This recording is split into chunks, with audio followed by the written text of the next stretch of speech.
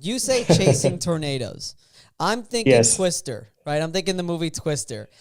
First of all, was that your favorite movie? And second of all, is that what chasing tornadoes? Is that what that is?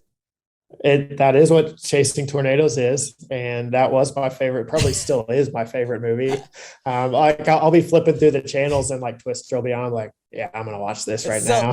so they do a good job at depicting what it's like to chase It's tornadoes. pretty. I mean, you don't get inside of an F5 tornado. You die if you do that. But outside of the parts where they get in the tornado, if you take everything else, it's a pretty good job actually. What It's about those not.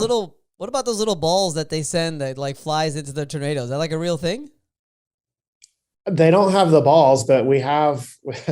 That sounds funny. I know. You know what I'm We, talking about, right? Those little but like yes. yeah, They put the Pepsi cans on, right? yeah. So that is not. But they did create, and I don't know if the idea came from the movie or what, but there were these sensors that were created that storm chasers will get in front of the tornado and set it down and then hope the tornado goes over the sensor where they can measure barometric pressure, wind speed. They actually put a camera inside of it so they can see. Tim Samaras, who's no longer alive. He was actually killed in a tornado. He was the first person to put one into a tornado. He did it in South Dakota on an F4 tornado, and got tons of data that the meteorology community has been able to use to enhance warning times and all that type of stuff. So same concept, a little different in the way that it's done, but it's a true, and to say, is it, and I said, we don't get in the tornado, obviously, unfortunately, he did. It was a strong EF5 tornado, and there were 3 people in his car. It killed all 3 of them. Oh my So, I God. mean, they found the motor like half a mile away from the car. Like it removed the motor out of the car. They found them half a mile away from the road where they were tossed. And that typically these are the only deaths ever from storm chasing. So we'll make that clear. Like that doesn't happen that often. This is literally the only time. This was May 31st, 2013 is when this happened. So it's very rare, but this was a pretty rare tornado. It was moving southeast at 20 miles per hour.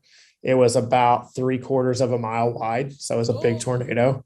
And then it turned to the northeast, which is not an uncommon behavior for a tornado. So, and like me, I actually chase similar to the way Tim does. I chase on the north side of the tornado. It's called the bear's cage.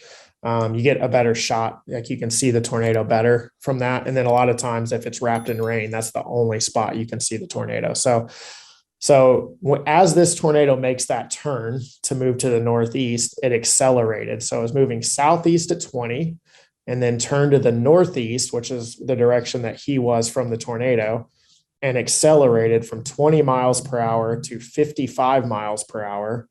And then it expanded from 3/4 of a mile wide to 2.6 miles wide in 30 seconds. What?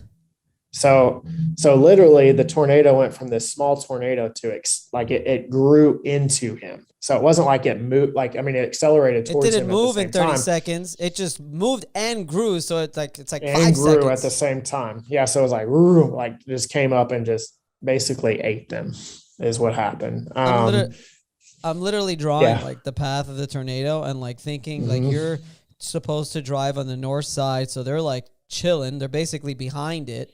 Right. And then all Yeah. of a sudden it just makes almost a V, like almost like a U-turn in a way, and just goes Yep. back the other way and then expands from 3/4 to over 2.5 miles wide. Yes. Yep. And it goes down today as the widest tornado in U.S. history, 2.6 Wow. miles wide.